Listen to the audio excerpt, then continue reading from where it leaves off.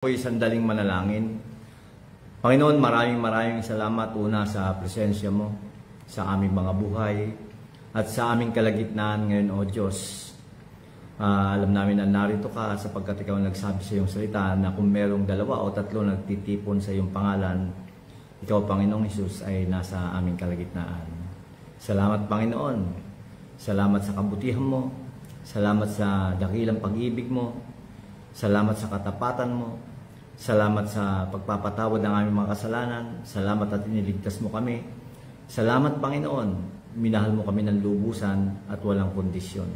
At salamat sa iyo, Panginoong Hesus. Nangyari ang lahat ng ito at naranasan namin ang kabutihan ng aming nasa langit dahil sa ginawa mo para sa amin sa krus ng Kalbaryo. At salamat sa iyo, Banal na Espiritu, na laging nariyan, hindi mo kami iniiwan, hindi mo kami pinapabayaan.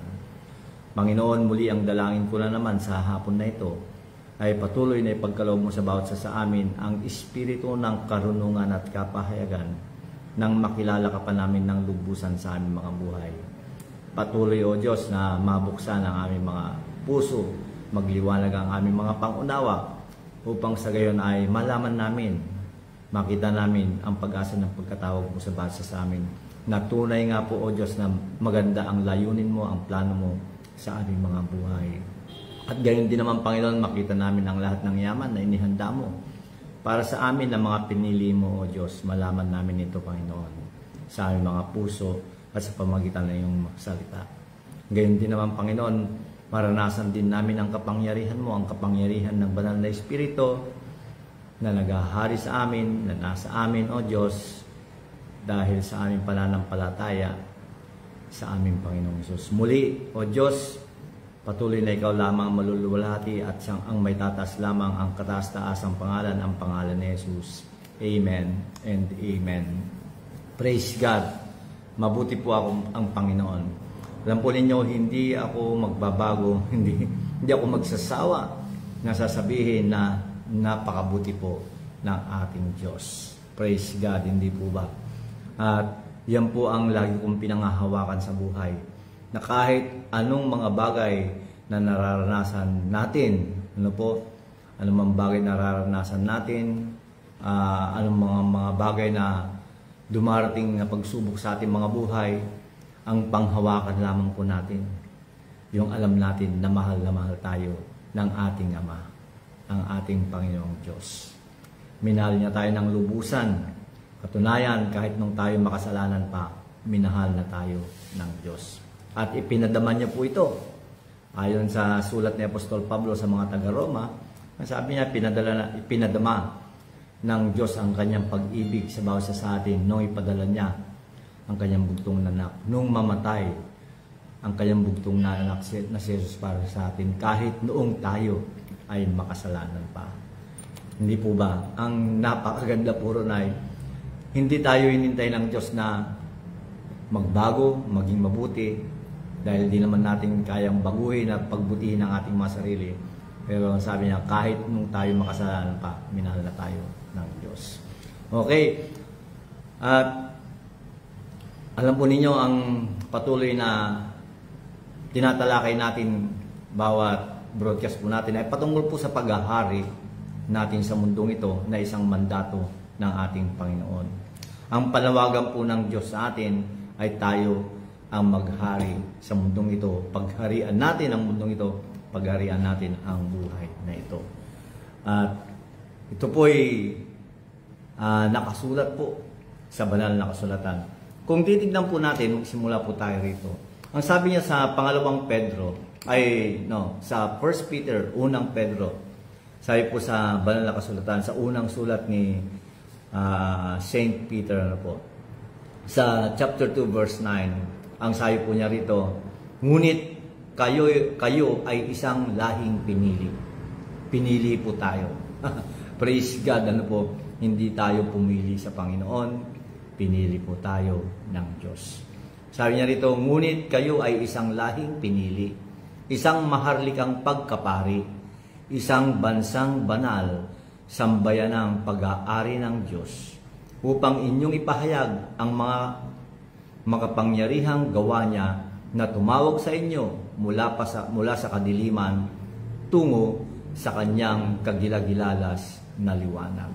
Balikan ko po. Ang sabi niya rito, tayo raw ang lahing pinili ng Diyos. Praise God. At hindi lamang basta tayo pinili ng Diyos. Alam po ninyo, napakahalaga na maunawaan natin na ang pagpili ng Diyos sa atin ay sa pamamagitan po ng pagtanggap natin sa kanyang bugtong na anak na si Jesus. Paulit-ulit ko pong sasabihin, kailangan ng isang tao sa mundong ito na tanggapin ang Panginoong Hesus bilang sarili niyang Diyos at tagapagligtas. Tanggapin natin ang kaloob mismo ng Diyos. Ang regalo ng Diyos sa atin walang iba kundi ang Panginoong Hesus. Siya ang regalo ng Diyos sa bawat isa sa atin. At pag tinanggap po natin ang regalo na ito, pinapasok natin ang Panginoong Hesus sa ating mga puso, sa ating mga buhay, nagiging bagong nilalang po tayo. Ano po yung bagong nilalang? Tawag po nila ay born again. Ang born again po ay hindi isang relihiyon, kundi ito yung panawagan ng ating Panginoong Diyos, ng Panginoong Hesus, na dapat may panganak muli ang isang tao upang magkaroon siya ng relasyon sa ating Panginoong Diyos. Ayan. Kaya pag tinanggap po natin siya, ang sabi ng salita ng Diyos sa John 3:16, kung dadaanan po natin sandali, sabi po niya ron na, at gayon na lamang ang pag-ibig ng Diyos sa sanlibutan. Mahal na mahal po tayo ng Diyos. Kaya pinadala niya ang kanyang bugtong na anak na si Jesus upang ang sinumang sumampalataya sa kanya o manampalataya sa kanya ay hindi na mapapahamak kundi magkakaroon ng buhay na walang hanggan. Ayan, napakasimple lamang po ng tinatawag na born again, na may panganak muli.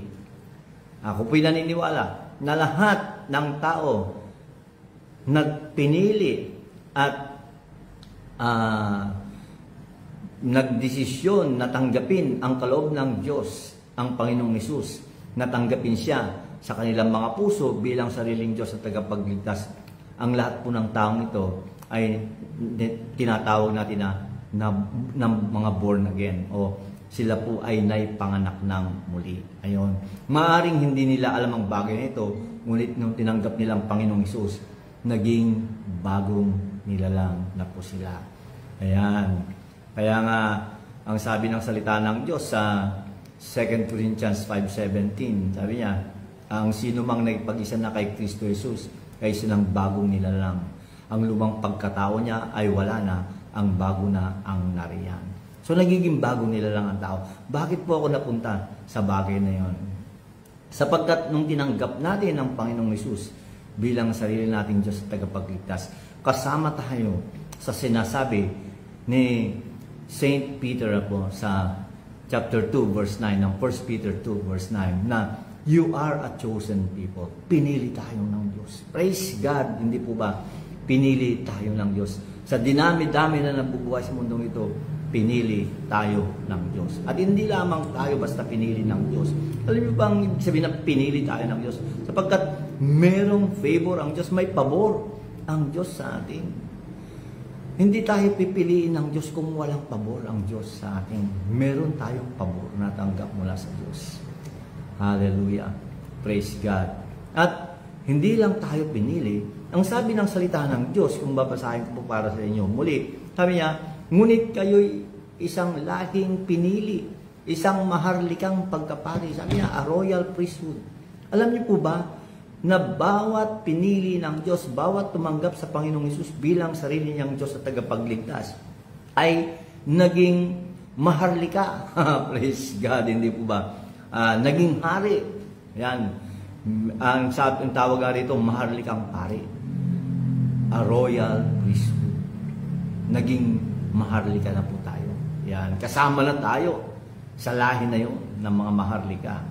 Yan. Maaaring hindi natin nakikita ito, pero kasama po tayo sa mga lahi ng maharlika. At hindi lamang po yun. Ang sabi niya rito, isang bansang banal. A holy nation. Tayo pa lang ngayon ay pinaging banal na ng Diyos. Ayan. Naging banal tayo at naging matuwid tayo sa harapan ng Diyos. Yun po ang isang katotohanan na maaaring sinasabi natin, hindi ko naman makita ang kabanalan sa sarili ko.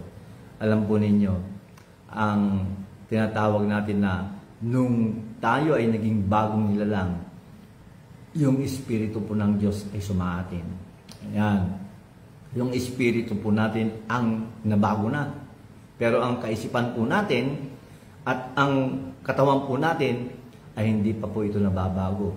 Kaya napakahalaga yung sinasabi rin ni St. Paul sa Romans chapter 12, verse 2, ang sabi niya, and do not be conformed into this world, but be transformed by the renewing of your mind. Kailangan ma-renew po ang ating mga kaisipan. Sabi niya, huwag kayong sumang-ayon sa takbuhin ng mundong ito, kundi magbago na kayo ng isip. Yan, kailangan mabago ang pag-iisip po natin. Kaya nga meron po tayong pag-aaral ng salita ng Diyos. Dahil bakit kailangan baguhin? Dahil baka ang tingin mo sa iyong sarili ay isa kang makasalanan. Alam mo, kung tinanggap mo ang Panginoong Hesus sa iyong buhay, hindi ka na makasalanan. Dati kang makasalanan. Kaya minsan nakakabasa nga ako na nakasulat dyan, I'm just a sinner saved by grace. Hindi na po tayo ganun. Hindi na tayo makasalanan. Dati, ganun po tayo. Pero nung tinanggap natin ang Panginoong Hesus sa ating mga puso, sa ating mga buhay, hindi na tayo makasalanan. Katunayan, ang sabi ng salita ng Diyos, naging banal po tayo at pinaging matuwid tayo ng Diyos. Ayon din po sa sulat ni Apostol Pablo sa mga taga-Korinto, sa 2 Corinthians chapter 5 verse 21, ang sabi po niya, He who knew no sin, He became sin for us, that we might be made the righteousness of God in our union with Him. Sabi niya, siya na hindi nagkasala, naging kasalanan siya para sa atin upang maging matuwid tayo sa harapan ng Diyos. Pinaging matuwid po tayo ng Diyos. Dati hindi tayo matuwid. Pero dahil sa ating pag-isa kay Kristo Jesus, pinaging matuwid tayo ng Diyos. Kaya matuwid na tayo ngayon sa harapan ng Diyos. Pero balik po tayo sa topic natin. Ang topic po natin ay patungkol sa paghahari. Alam niyo po ba na ang tawag sa ating Panginoong Hesus ay siya po yung bride. Ayan. At na sabi niya ay sila yung makakasal sa iglesia o sa church. Hindi po ba? Bilang tayo po ang church po ay hindi yung building, ang church po ay hindi yung reliyon, hindi yung samahan. Ang church po ay mga grupo o tayo ng mga mananampalataya. Ayan. Medyo nagluluko lang po ang internet, pero ako pinaniniwala na may sasaayos ang broadcast nito. So, ulitin ko po. Tayo na ngayon, kung tinanggap natin ang Panginoong Hesus, ayan. Praise God.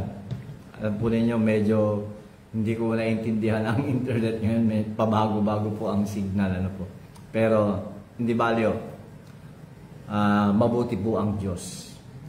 Ang inuulit ko po na tayo ay tinawag na maghari.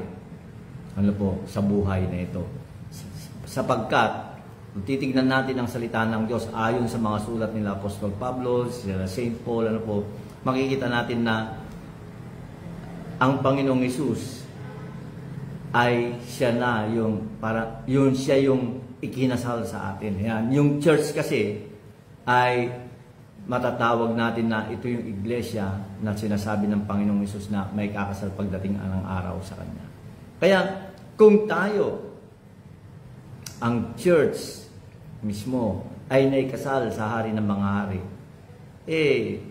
sigurado na ikaw ay lahi rin ng mga hari at ikaw ay isang hari. At hindi lamang yon, ikaw ay isang tunay na kamahalan. Maharlika ka, hindi po ba? At titignan po natin ang sinasabi ng salita ng Diyos. Nais po makita natin yon. Nang palawagan sa atin ng Diyos, ang nasabi ng salita ng Diyos, pinili tayo. May pabor tayo sa harapan ng Diyos. Isang maharlikang pari po tayo. Royal priesthood. Mga banal po tayo. At tinawag tayo para maghari at tayo ay tunay na sabihin na natin na kamahalan. Hindi po ba? Ngayon, nais ko pong balikan natin ang sinasabi ng salita ng Diyos. Gusto kong basahin po sa inyo, no? Sa Revelation nakasulat. Sa pahayag, ayan, o sa ibang salin ng tawag po nila ay Apokalipsis.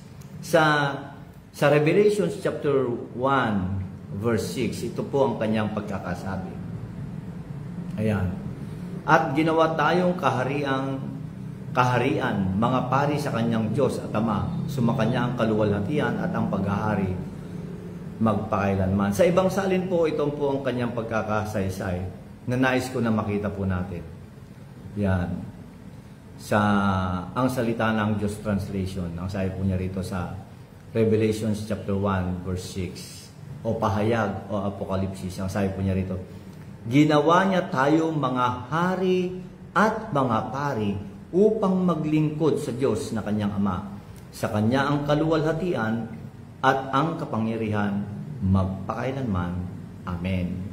Sabi po niya, ginawa niya tayong mga hari at mga pari. Yun po ang ginawa ng Diyos sa atin. Ang Diyos mismo ang gumawa. Siya ang gumawa sa atin na maging hari at maging mga pari. Magkasama po ito, kings and priests. Ayan, hari at pari. Yun po ang panawagan natin. Yun po ang panawagan sa basa sa atin. Kung dati ay alipin tayo. Ayan, alam po ninyo, bakit ko nabanggit na dati ay alipin tayo? Ang sino mang wala kay Kristo Jesus, ang sino mang wala sa kaharian ng Diyos ay alipin ng naghahari sa mundong ito. Ayan, alipin siya ng naghahari ng mundong ito. Dati ganun po tayo. Kailangan maunawaan po nating mabuti ito. Dati ay ganun po tayo, pero praise God, hindi po ba? Nung tinanggap natin si Kristo bilang sarili sa buhay po natin, kakayahan bilang maging hari. Yan. Yun po ang panawagan sa atin ng Diyos. Isang bagay na hindi maunawaan o hindi matanggap ng napakaraming mga Kristiyano sa mundong ito. Ayaw po nila. Hindi po nila mapaniwalaan na yun ang pagkatawag po sa atin ng Diyos, na tayo ay maging hari sa mundong ito. At hindi lang hari, kundi maging pari sa mundong ito. Ayan. Pero sabi nila, hindi pa sa ngayon. Ayan, maraming mga Kristiyano. Depende po kung anong denominasyon, anong relihiyon, yung iba, gano'n ano po. Maraming mga Kristiyano. Ayan. Maraming Kristiyano po ang kanilang pag-iisip ay hindi pa tayo maghahari ngayon. Naglilingkod pa rin tayo ngayon bilang mga pari. Hindi po gano'n. Hindi mo pwedeng paghiwalayin ang pagiging hari at pagiging pari ng isang Kristiyano. We are called to be kings and priests. Yun ang tawag po sa atin ng Diyos. Ayan. Mga hari tayo and at the same time, tayo ay mga pari. Alam po ninyo,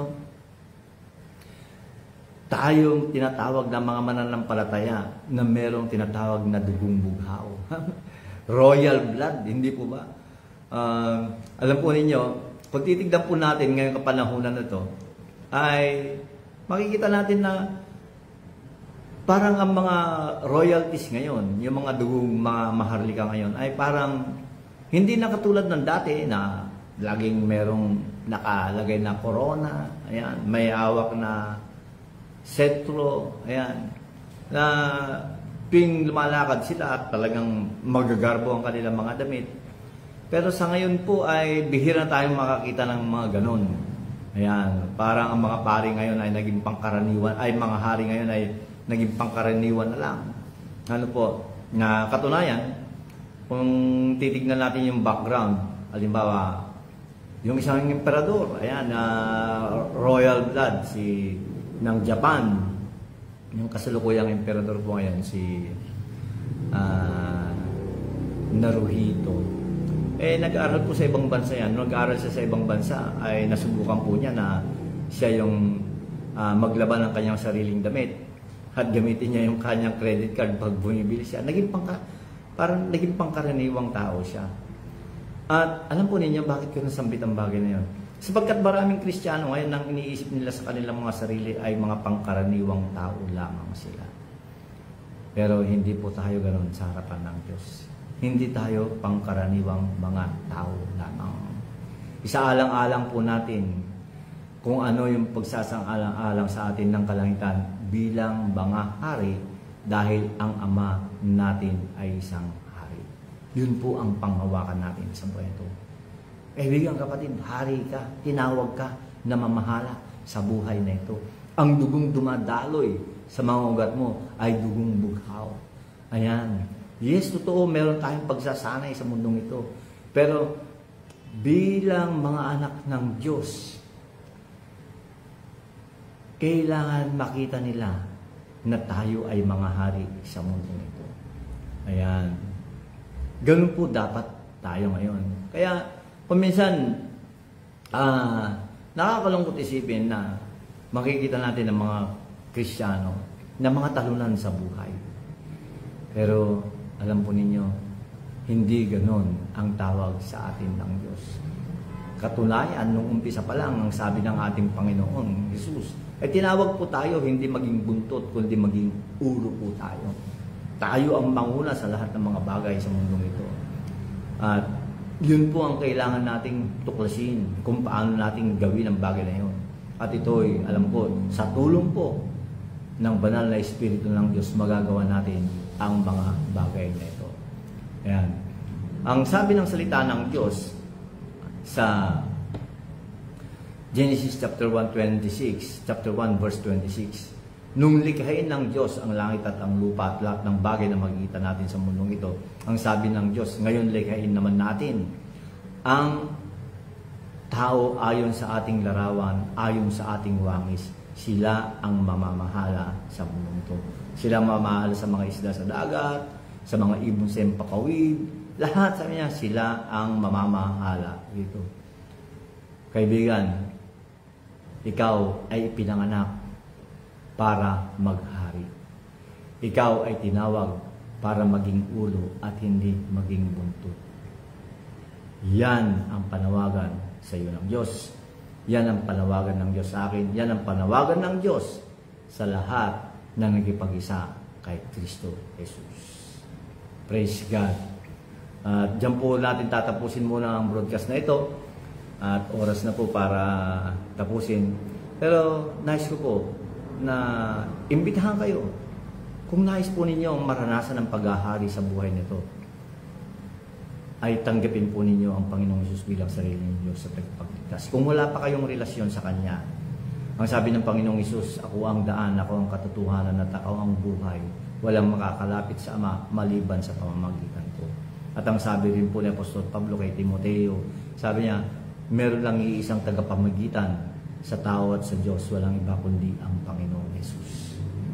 Kaibigan, ibalik natin kung wala pa tayong relasyon, personal na relasyon sa ating Diyos na makapangyarihan sa lahat, sa ating Diyos na hari, sa ating Amang hari, ay tanggapin mo siya. Tanggapin mo ang Panginoong Hesus, ang kaloob mismo ng hari. Ayan, ang Panginoong Hesus. Sige, tayo po ay sandaling manalangin. Kaibigan, kung gusto mong maranasan ang pagharian ka ng Diyos at maging hari ka sa buhay na ito, tanggapin mo ang Panginoong Hesus. Sumunod ka sa maikling panalangin na ito. Panginoong Hesus, ako'y naniniwala. Sabitin mo po ito, Panginoong Hesus, ako'y naniniwala na ikaw ay namatay at muling binuhay ng Panginoong Diyos. Tinatanggap ko ang kapatawaran ng lahat ng aking mga kasalanan na pinatawad mo sa pamamagitan ng iyong banal na dugo. Panginoong Hesus, tinatanggap kita ngayon bilang sarili kong Diyos at tagapagligtas. Pumasok ka sa puso ko, maghari ka sa buhay ko. Maraming salamat. Ito ang aking dalangin sa iyong makapangyarihang pangalang Jesus. Amen and amen. Praise God. Kung pinanalangin mo yon, ikaw na ngayon ay isang bagong nilalang at pinaghaharian ka ng Diyos at mag-uumpisa ka na maghari sa buhay na ito. At bago po ako magpaalam sa inyo ay kung wala po kayong pinupuntahan na Christ-Centered Church, ay iniimbitahan ko po kayo bukas, linggo po bukas, alas 10 ng umaga sa Cinema 3 sa Fisher Mall dito po sa Quezon Avenue, corner Roosevelt Avenue sa Quezon City. 10 o'clock po ng umaga, Cinema 3, Fisher Mall, Quezon City. Maraming salamat po at ito po ang aking deklarasyon sa inyo ngayon. Hallelujah. Panginoon, salamat muli sa kabutihan mo sa bawat sa amin. Ang dalangin ko, ang mga salitang narinig namin ay may tanim at umusbong sa amin mga puso at makita po namin kung paano ka maghari at makapaghari kami sa buhay na ito. Tunay nga po, Diyos, napakabuti mo sa bawat isa sa atin. Yes, Father God, we are greatly blessed, highly favored, and deeply loved in Jesus' name. Amen and amen. Magandang hapon po muli sa inyong lahat. Salamat po.